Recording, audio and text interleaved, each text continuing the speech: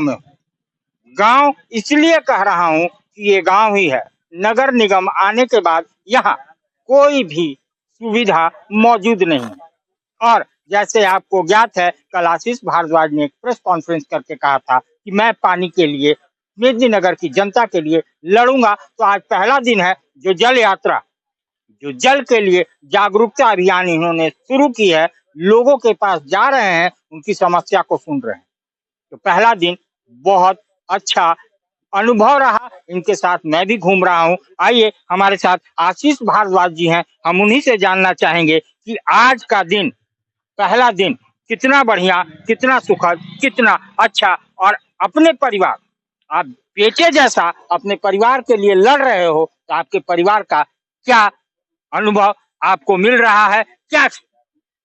भैया, दिन सुखद तो नहीं कह सकते हैं क्योंकि कष्ट में लोग हैं और हम कष्ट को देखने आए हैं, तो बहुत सुखद तो नहीं। और हम लोगों को गर्मी के चलते यात्रा सुबह सुबह करना पड़ रहा है। सुबह सुबह जो पानी की जरूरतें हैं घरों की, वो हम सबों को जग जाहिर है। हमारी माताएं कष्ट में हैं, हमारी बहनें कष्ट में हैं, हमारे भाई कष्ट में हैं। अभी 2 लड़के मिले, हॉस्पिटल में जाना था, उनको खाना लेके चलते चलते यात्रा में डिस्कस कर रहे थे कि भैया पानी नहीं है, इसलिए अभी तक नहा के निकले नहीं है, तो नहीं तो अभी तक हम चले जाते। ऐसी स्थिति परिस्थिति में ये यात्रा हमारा बिल्कुल सुखद नहीं होने वाला है, ये हमको अब पता चल गया है। ये कष्ट का एक जो है जाखीरा, अभी मनीष भैया ने कहा कि कष्ट का एक जाखीरा मिल रहा है।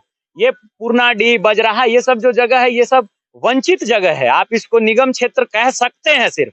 ये अनुभव आपको यहाँ निगम क्षेत्र का किसी भी तरीके का कोई अनुभूति होगा नहीं।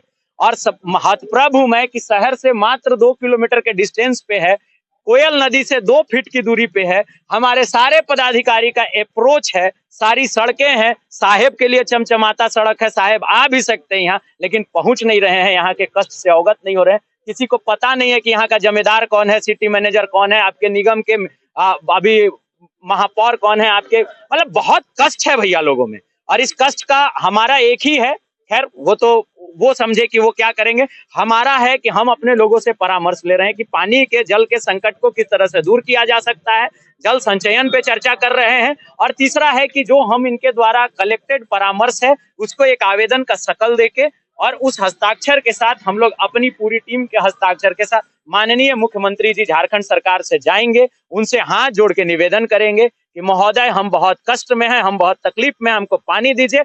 और अगर उस पे कोई निराकरण नहीं निकला तो जबरदस्त पलामू की धरती से आंदोलन होगी, और ऐसी आंदोलन होगी कि पूरे झारखंड सरकार का नींव हिला देंगे हम लोग। अभी हम लोग उस तैयारी में हैं। अगर पानी दे देते हैं सरकार तो यो मस्त, पानी नहीं देते हैं तो हम अंतिम लड़ाई तक लड़ने के लिए कटिबद्ध हैं और लड़ेंगे। अब पटका पटकी करेंगे सरकार का, जो भी मुलाजिम हम लोगों से भिड़ेगा पानी को लेकर के, इसके लिए एकदम तैयारी के साथ हम लोग उतरे। तो आज आशीष जी लोगों को जगाने चले हैं और इनका कहना है कि हम पटका पटकी भी करेंगे, क्योंकि जब जनता जाग जाएगी, अपने हक के लिए लड़ाई लड़ना समझ जाएगी, तो ये आंदोलन वाकई में उग्र होगा। आज का जल यात्रा एसी से निकल के इस तड़पती हुई गर्मी में, कड़कती हुई धूप में आप घूम रहे हैं पलामू को पानी दिलाने के लिए। जल यात्रा में आप भी शामिल हुए, क्या कहना चाहते हैं? जल ही जीवन, लेकिन यहाँ जल ही नहीं। सभी को नमस्कार, मेरा नाम साहिब जी नामदारी है। आज हम लोग सब जल यात्रा में आए थे और हमने महसूस किया कि लोग पैसों से तो गरीब थे ही, आज देखने के बाद लगा कि लोग पानी से भी गरीब हैं। उनसे बात करने के बाद ये समझ आया कि उनको यहाँ चापाकल दो, यहाँ वाटर सप्लाई दो, जो कि संभव है, बट सबको एकजुट होके इस आंदोलन लड़ना पड़ेगा। कहीं ना कहीं सरकार की कमी है कि कोई भी व्यवस्था नहीं की है। हमारी पूरी टीम की यही अपील है कि जल्द से जल्द पानी की समाधान की जाए। कहावत है, जल यात्रा कैसा एक्सपीरियंस रहा? बहुत अच्छा प्रेफरेंस रहा, लोगों की रुझान इसके प्रति बहुत अच्छी रही। और जल ही जीवन है, जल के लिए आंदोलन करना हम लोग का कर्तव्य है और हम लोग एकजुट होकर इसका आंदोलन जोरदार तरीके से करेंगे। संकट है जल का, बहुत ज्यादा संकट है, बहुत ज्यादा संकट। हम लोग घूर कर हस्ताक्षर अभियान जारी किए हैं। मनीष जी, जल संकट पलामू मेदिनीनगर में गहरा था। जी बिल्कुल, जल का जो आज हम लोग इस गर्मी में जो जल का जो मतलब हम लोग को मिल नहीं पा रहा है, उसका सबसे बड़ा ये है कि मतलब आज हम लोग आज वार्ड नंबर 2 में जो घूम रहे थे तो ऐसा लगा कि लोग 2-2 किलोमीटर 3-3 किलोमीटर दूर से ला करके पानी ला करके अपना मतलब घर का खाना भोजन बना रहे थे, जो देखने के बाद बहुत मतलब लगा कि नहीं, जल का व्यवस्था होना चाहिए। और प्रशासन से अनुरोध है कि इस पे बिल्कुल ध्यान दें और जितने भी जल संकट का जो कारण बना है ना, उस पे विशेष तौर पर ध्यान देकर उसको ठीक किया जाए। क्योंकि पानी के लिए 3 नदियों का संगम, औरंगा, कोयल और अमानत, 3 नदियों का संगम चालचनगंज मेदिनीनगर 3 तरफ से घिरा हुआ है, लेकिन आज भी बूंद बूंद के लिए तरस रहा है।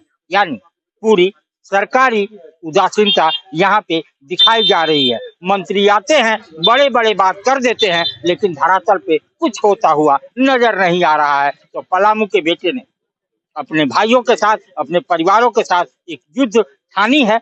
देखते हैं कितना सफल होता है। और अगर पलामू मेदिनीनगर की जनता जाग गई तो ये आंदोलन सफल होगा और मेदिनीनगर वासियों को पानी भी मिलेगा। क्योंकि आज यहाँ की जनता, बजराहा की जनता 500 फीट कोयल नदी के किनारे बोरिंग होता है तो भी पानी नहीं आता है। तो सोचनीय है, स्थिति तो दयनीय है ही। तो इस आंदोलन का क्या प्रभाव होता है पलामू की जनता, मेदिनीनगर निगम की जनता पे, और क्या कार्रवाई होती है, ये देखने वाली बात है।